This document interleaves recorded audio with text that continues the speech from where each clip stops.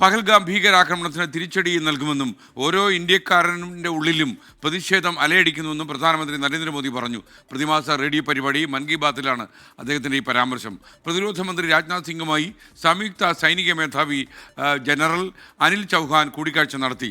Visa കാലാവധി ഇന്ന് അവസാനിക്കാനിരിക്കെ 537 പാക് പൗരന്മാർ ഇന്ത്യ വിട്ടുപോയി എന്നാണ് കണക്കുകൾ സൂചിപ്പിക്കുന്നത്. പഹൽഗാം ഭീകരാക്രമണത്തിന് ശേഷവും അതിർത്തിയിൽ ഭീകരർ പ്രകോപനം തുടരുന്നതിനിടെയാണ് പ്രധാനമന്ത്രി നരേന്ദ്രമോദിയുടെ മുന്നറിയിപ്പ്. ഭീകരാക്രമണത്തിന് പിന്നിലുള്ളവർക്ക് ശിക്ഷ ഉറപ്പാക്കുമെന്ന പ്രധാനമന്ത്രി.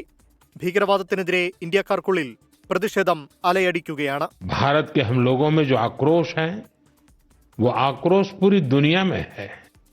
इस आतंकी हमले के बाद लगातार दुनिया भर से संवेदनाएं आ रही हैं.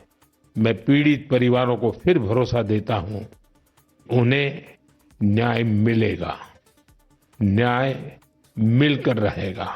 ഭീകരാക്രമണത്തിന്റെ പശ്ചാത്തലത്തിൽ സംയുക്ത സൈനിക മേധാവി ജനറൽ അനിൽ ചൗഹാൻ പ്രതിരോധ മന്ത്രി രാജ്നാഥ് സിംഗുമായി കൂടിക്കാഴ്ച നടത്തി. തുടർ നീക്കങ്ങൾ ചർച്ചയായി. അതേസമയം പാക് പൗരന്മാർക്ക് അനുവദിച്ച വിസ കാലാവധി ഇന്ന് അവസാനിക്കും. രാജ്യതലസ്ഥാനത്ത് 5000 പാക് പൗരന്മാർ ഉണ്ടെന്നാണ് IBയുടെ കണക്ക്. ഈ പട്ടിക ഡൽഹി പോലീസിന് കൈമാറി. ഇതുവരെ 537 പാക് പൗരന്മാർ ഇന്ത്യ വിട്ടെന്നാണ് കണക്ക്. പാകിസ്ഥാനിൽ നിന്ന് 800 ഇന്ത്യൻ പൗരന്മാർ തിരിച്ചെത്തി. ഇതിനിടെ സൈനിക കരുത്തുകാട്ടി അറബിക്കടലിൽ ഇന്നും നാവികസേന മിസൈൽ പരീക്ഷണം നടത്തി.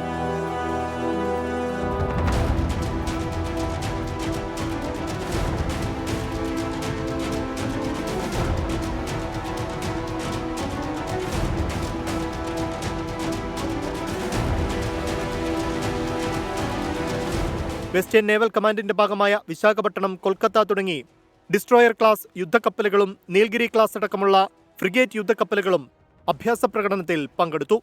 യുദ്ധം ചെയ്ത് ഇന്ത്യയെ തോൽപ്പിക്കാമെന്ന് വ്യാമോഹിക്കുന്ന പാകിസ്ഥാൻ നേതാക്കൾക്ക് ആയുധബലത്തിന്റെ ചെറിയൊരു സാമ്പിളാണ് അറബിക്കടലിൽ നാവികസേന കാണിച്ചു കൊടുത്തത്.